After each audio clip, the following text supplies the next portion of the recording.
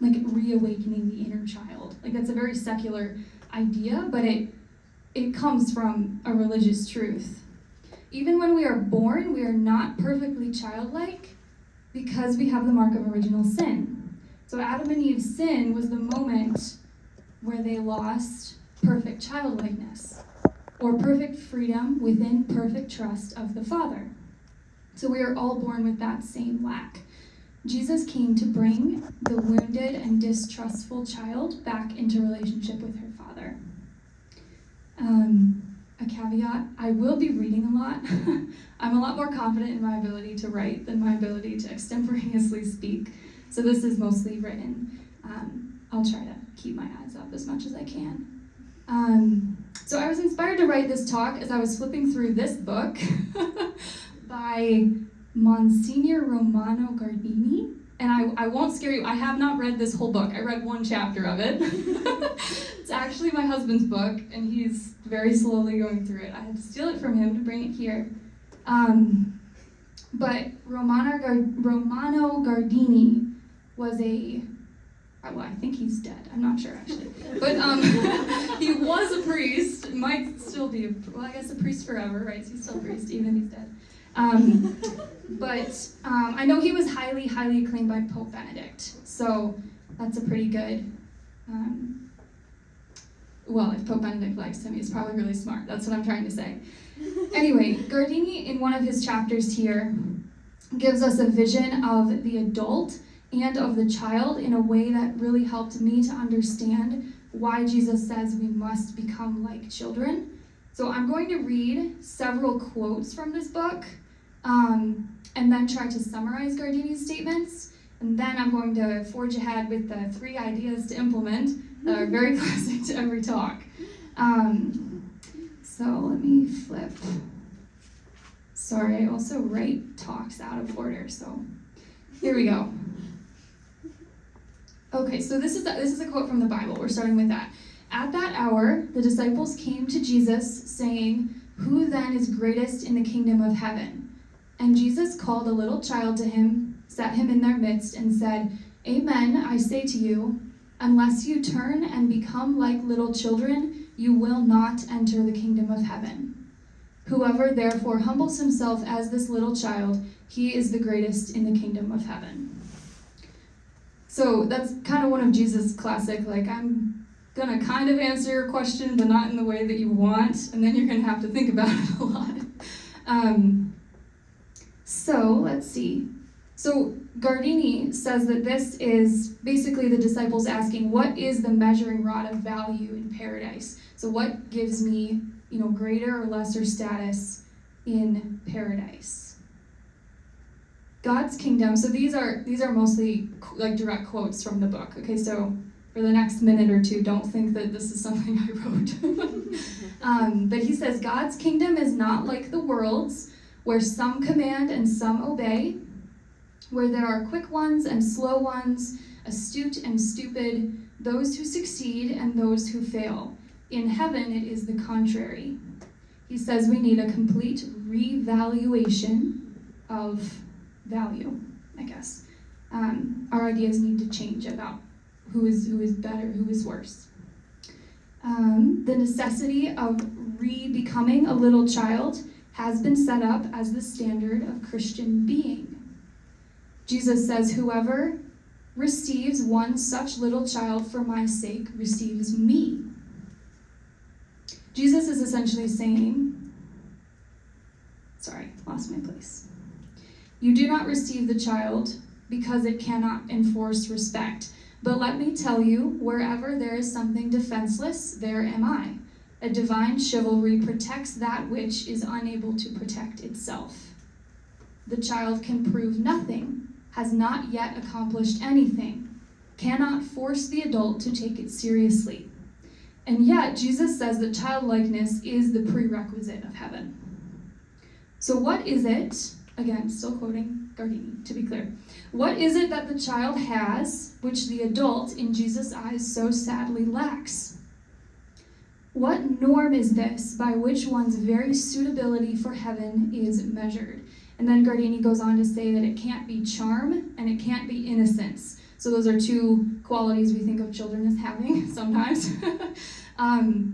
But he says it cannot be charm, or like being cute.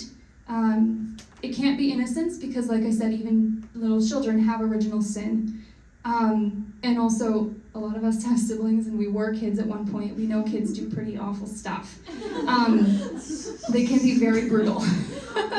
So what does Jesus praise in the child? And then Gardini says, apparently the exact opposite of the chief and negative characteristic of maturity. The grown-up seeks security, and in the process becomes sly and hard. The grown-up is afraid, and fear abases. The child, on the other hand, does not have the instinct of self-preservation. He lives in a world of unruffled trust. So that self-preservation thing is a consequence of the fall. So Adam and Eve did not worry about that before they fell. And we know that because it was only after they fell that they made clothes. So clothes are something that protects you from the outside environment, from other people who could hurt you, from the weather. Clothes are essentially a safeguard against the future, kind of. Adam and Eve only wore them after they fell. So Gardini is saying that the child does not have that instinct of self-preservation, which we we can definitely see. Kids do things where you're like, that will kill you. You have to stop. And they will also run around naked. Not that that is the goal. Okay, that's not where this is headed. But back to Gardini. The adult sees everything with an eye to its usefulness, thereby rendering everything unfree.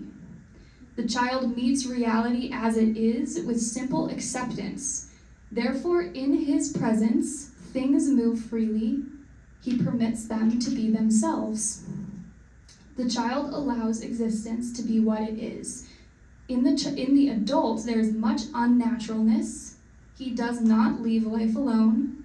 Everywhere, considerations and precautions break life's spontaneous elan. And I had to look up what elan means, so I will tell you. It's a French word, or it comes from the French, and it means basically movement or energy. So what Gardini is saying is that adults are constantly kind of manipulating that natural movement of life. Children are not. They're moving with it. The adult, back to quoting him, the adult is self-centered. He is constantly examining, testing, and judging himself. The immediacy of things and people is broken in the grown-up world, for the adult is constantly projecting himself between them and him. The child does not reflect. The child's life moves outside of himself. He is open to the world and everything in it. Unconsciously, the child stands straight and looks at things as they really are.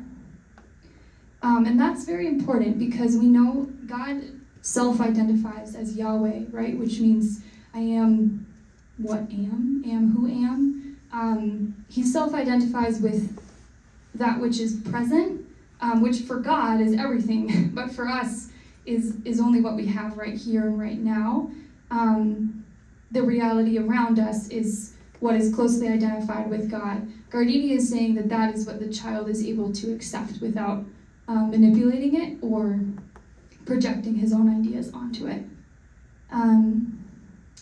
Back to quoting, then comes the change. Gradually, the child's open doors close upon a room of reflection and self-assertion of which he is the center.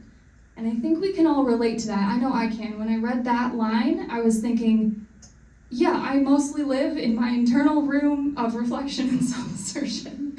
That is where my life mostly is. In the child's attitude toward life lies his humility.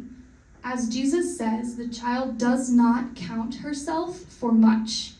She does not drag her small ego into the foreground. Her consciousness brims with objects, people, and events, but not herself. Thus, the child's world is dominated by reality, that which is and really counts. Again, back to the idea of Yahweh. The grown-ups world is cluttered with unrealities, with formalities and illusions and substitutes, intermediaries and trivialities, all taken with tremendous seriousness. And the first thing I thought of when I read that, there was a tricky sentence. I'm not going to read it again, but the grown-ups world is full of things which ultimately don't really count, is basically what Gardini is saying. The first thing I thought of, and my sisters will judge me a little bit here because they know I can be pretty brutal about this, but social media is a triviality and an intermediary between you and reality. That doesn't mean it's evil, but it does mean it's something that does not ultimately count. But my talk is not about social media. Because, back to quoting, I keep saying this because I don't want you all to think that I am on the level of Romano Gardini, okay? Pope Benedict has said nothing kind about me. Because the child is natural, open, without intentions or fear of failing to assert herself, the child is receptive to the great and revolutionary ideas in Christ's teaching. This same teaching is met with reserve by the more mature listener. The adult's cleverness condemns this teaching as impossible. The adult's caution warns her of the consequences. It puts the adult's self-esteem up in arms, and her hard grasp cannot let go. She prefers not to understand. Fear has made the adult's eyes blind, her ears deaf, and her heart dull. The child has the simplicity of eye and heart, which welcomes all that is new and great and salutary. She sees it for what it is, goes straight to it, and enters in. One of the reasons I think that Jesus seems to have this preference for children, or at least tells us to be like him, is because they are open to new ideas. You can tell a child anything, and the fact that they don't have much of a frame of reference allows them to accept it as true. Adults are not that way. Jesus means, so when Jesus talks about children so much, he means neither sweet defenselessness nor gentle malleability. What he values is the child's clarity of vision, the ability to look up and out, to feel and accept reality without ulterior motives. The spiritual childhood that Jesus means emanates from God's fatherhood. The childlike mind is the one that sees the Heavenly Father in everything that comes into his life. To do this sincerely is difficult. It is the victory that overcomes the world. To become a child in Christ's sense is to reach Christian maturity. I think that's probably the end of me quoting Gardini, which is probably good because I had to read his sentences multiple times, so hearing them out loud is probably not the easiest thing to do. But I want to summarize now some qualities of an adult, qualities of a child, to kind of create like a mental diagram in the opposition between the two. This list I'm going to give is not a hard and fast definition of children or of adults. It is to illustrate the mindset we are in, the adult mindset, and the mindset we must seek, which is that of a child. Like I mentioned earlier, with thinking about your siblings or yourself as a child, it's important not to think that Jesus wants you to literally behave like a 3-year-old. Like that is not what he means. But okay, so a quality of the adult is that she is self-sufficient, whereas a child is insufficient and needs help. An adult is independent. A child is dependent on her father. An adult does not need help to understand, or she thinks she knows everything. A child accepts wisdom and knows that she doesn't know very much. Again, little kids are not actively thinking, I really don't know very much. They're often thinking the opposite. But the point is that they don't have the approach to life that they have a set understanding of what the world is like. They're very open to new concepts and new ideas and new experiences, which is the fourth point. Adults have a set worldview, and children are open to new ideas. Adults provide for their own needs. Children are provided for by their father, by the father. Adults are constrained by man-made rules and by the opinions of others. Children do not care what people think of them. And again, these are just observations. This is not me telling you to break every rule of social normality. I promise I like etiquette a lot, actually. Adults move through life and the world around them as efficiently as possible. Children are not concerned at all with efficiency and are easily distracted by shiny objects. Adults wear what is socially acceptable or on trend. Children wear something to dance in or cover in mud, ideally both. So I'm the oldest of 8. My youngest sister is 3, and my mother lets her pick out her own outfits, which I was not allowed to do when I was 3. But 8th child, I guess my mom was like, she can pick whatever she wants to wear. And Gemma has the wildest, I'm not going to describe them, but just it's a joy to see what she picks out to wear. Adults are highly concerned for the future. Children have no cares at all about the future. Adults, for an adult, everything is up to her or relies on her action. Children do nothing useful, and they're not worried about that. I want to be clear also that these ideas of adults and children very well may not line up with what your childhood was actually like, or what your transition into adulthood is looking like. The idea is a generic adult and a generic child, just to illustrate what Jesus is meaning when he says things like, you must become like a child. And not everything about actual children is positive and wonderful and something to emulate. So I share all this with you because I want to give you a vision of these two ideas, that which I am and that which I must become, the change needed in the conversion that I must go through. I want to go to heaven, so I must know that which I hope to become in order to enter, since Jesus does set up a bar, so to speak. It may seem unjust that there is a requirement to enter heaven. How can Jesus put it so strongly when he is merciful and forgiving? But we must understand what heaven is. Heaven is eternal and perfect relationship with God the Father. So we must be children in order to find that eternity something desirable. Does that make sense? I actually wrote that question down with a question mark. Does that make sense? One who is not a child on the inside wouldn't be one who is comfortable in heaven, who is at home there. It is not a punishment, but rather a necessity to become a child, for God is Father and his identity does not ever change. It's up to us to make the decision whether we're going to be correct in our relationship to him. So if God is eternally Father, the relationship that flows from that is that of a child. That's why you must be a child to enter heaven. There can't, this might be a nonsensical way of putting it, but there can't be more than one adult in heaven. We can't all be sitting around, heaven is not going to be a democracy of adults. That's what I'm trying to say. So now that we have an idea what the goal is, what are some ways we can go about surrendering ourselves to this needed change? And I use the language of surrender because this is a lot of conversion, but it is always God who does the work. So don't be scared by the fact that you and I need to change a lot to become childlike like God asks of us.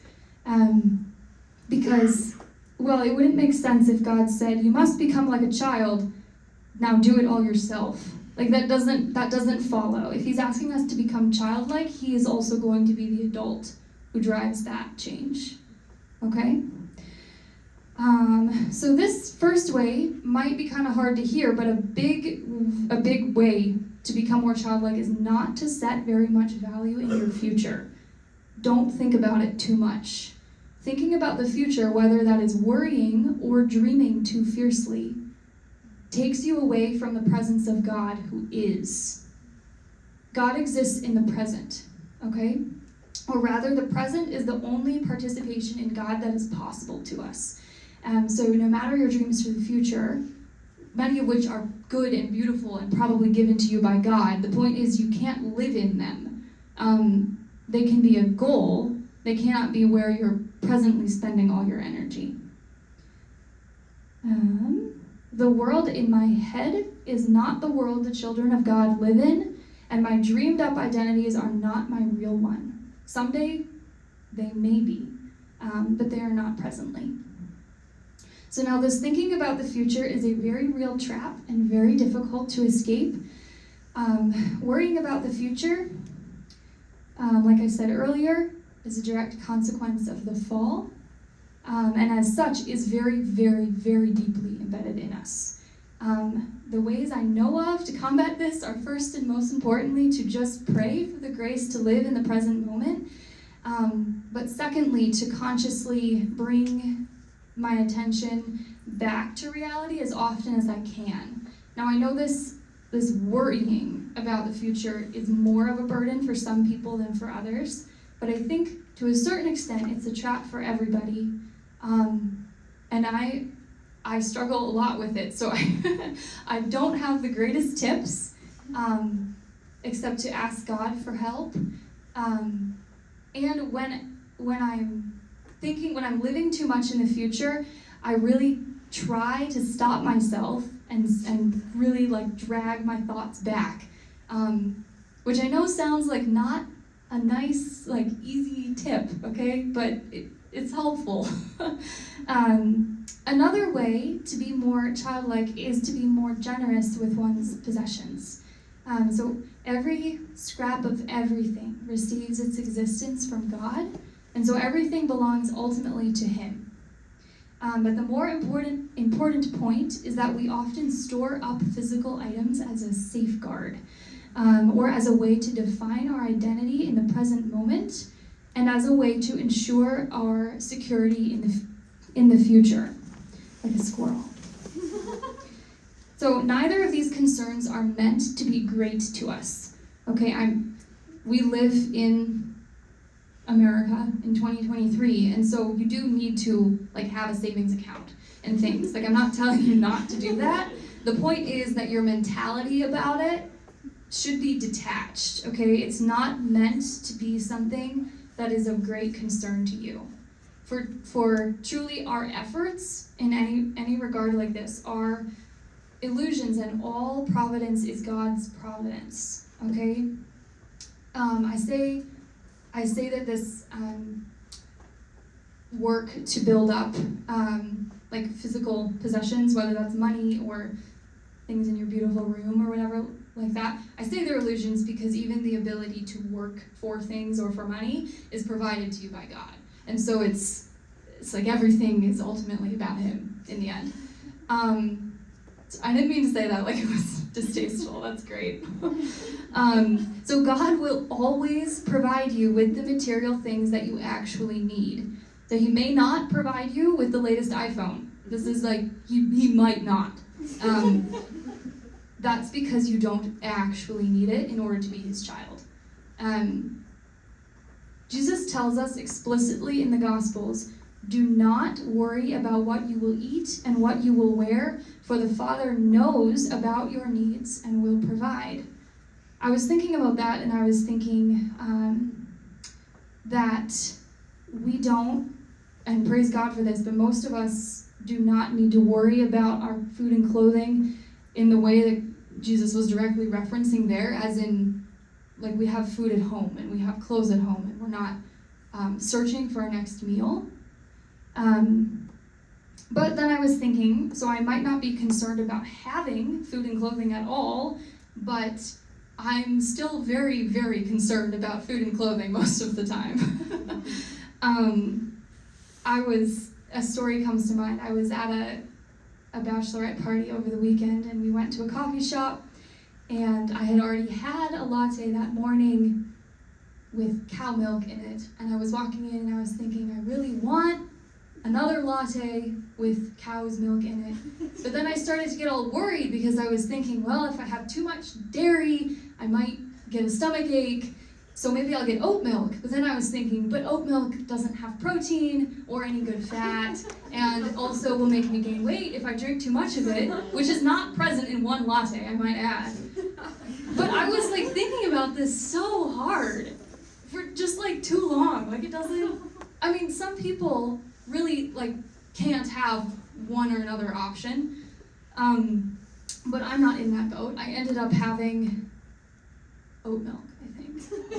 I don't even remember. The point is, like, it didn't matter for me. Like, that was useless for me to be worrying about.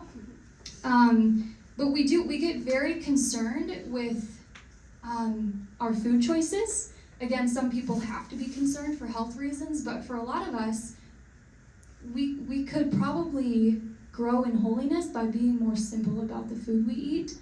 And about the clothes we wear. The Father does not want me to worry about these things. The Father does not want you to worry about these things. The greatest wealth is a peaceful spirit, secure in the Father's love. We worry a great deal about how we are seen by others, and we worry a great deal about how we are taking care of our health, which again is important. It is hard to accept, but in truth, it is God alone who maintains both our health and our reputations. Holding these in open hands, rather than grasping onto them, will make us more free. God will take care of us. The third idea to consider is to think about, as best as you can, just try to grasp how tiny you are. So, I've recently figured out that the famous little way of Saint Therese is not so much about doing small things as it is about being little and letting God take care of you. So this is the essence of following Christ. Being like him and being one with him in the Eucharist, we become what he is, which is eternally and completely a child. Existentially, we are held in the Father's embrace, and we choose in the end to accept this embrace or to reject it. This is why one must become as a little child, one content to be tiny in her Father's arms in order to enter the kingdom of heaven. This picture. Okay, so this is my wallpaper on my phone because I need to look at it a lot. But it's actually terrible wallpaper because the time goes like right there, which is the most important part of the painting, so it's just like completely hidden and all I can see is his pants. But anyway, and I actually don't know like who painted this or where it's from. It came in my Pinterest feed a long time ago, and it wasn't cited there, and then I tried to find it so I could say who painted this for you, but I have no idea. But this picture, to me, represents very, very well what I actually am, like in terms of being in relationship with God the Father. So I think about this picture a lot. Sometimes, like when I need to, I'll just unlock my phone and stare at the phone screen.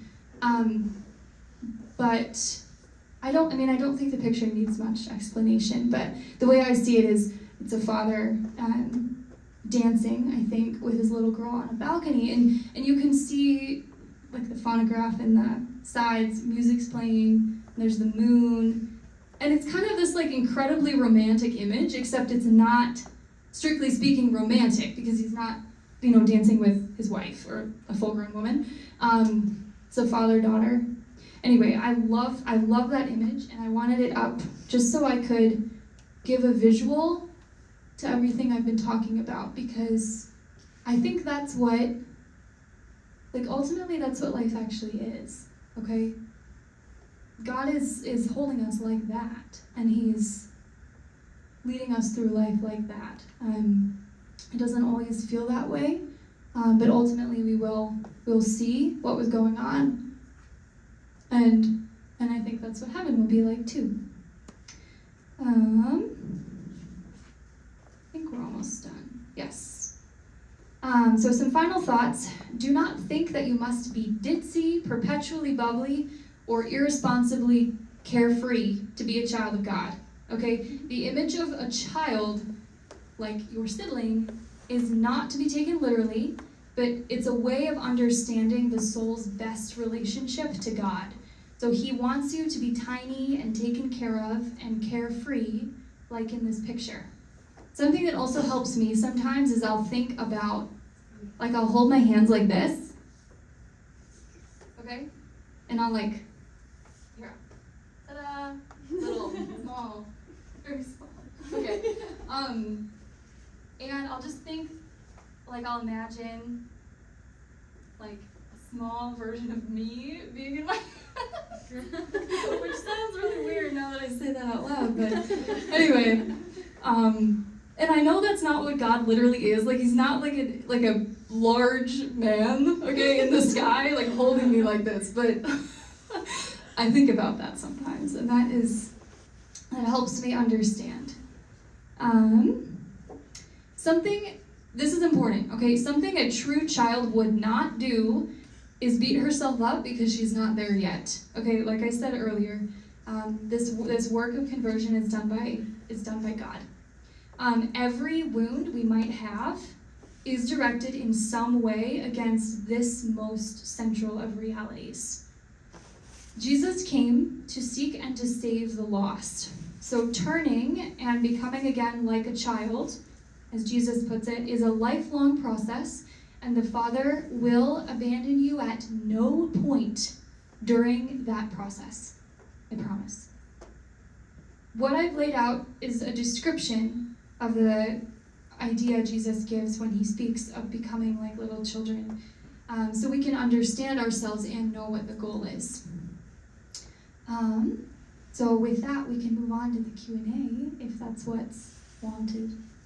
Debbie? I just want to tell you that picture is called Dancing with Daddy, and it's by Norman Rockwell. Really? Okay. It looks like Norman Rockwell. I just didn't. Yeah. Okay. Thank you. Now we know. Now he can be credited. Norman Rockwell.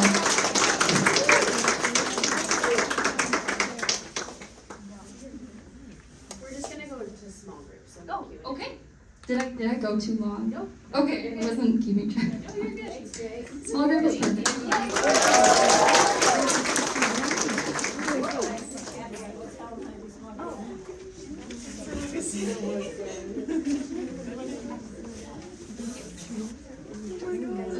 Abby. Okay. I was just gonna say, what was your favorite part? Ooh. Okay, for me, it's funny. Like, I'm such a person that I am a huge worrier. I always live in the future, almost to the point that it's like, when I focus on the present, I can feel the difference. Like, living in the present, it's like, wow, I'm like actually here right now. So, I don't know, that's just like huge for me. Yeah. Love it, yeah. Honestly, I just love that like image. Like when I saw it, I just like stared at it. Like honestly, for like a straight minute. Yeah, I should.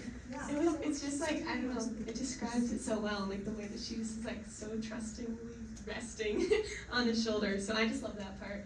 But yeah, so now we're gonna break into small groups. Like 5 people? Yeah, just like little groups. You can go with whoever. We'll have like some